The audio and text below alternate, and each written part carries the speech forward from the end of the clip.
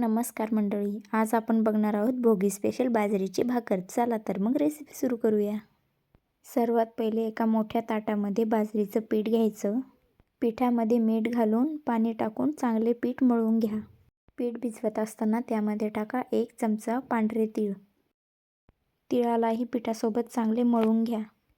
मळलेल्या पिठातून एक पिठाचा गोळा काढून घ्या.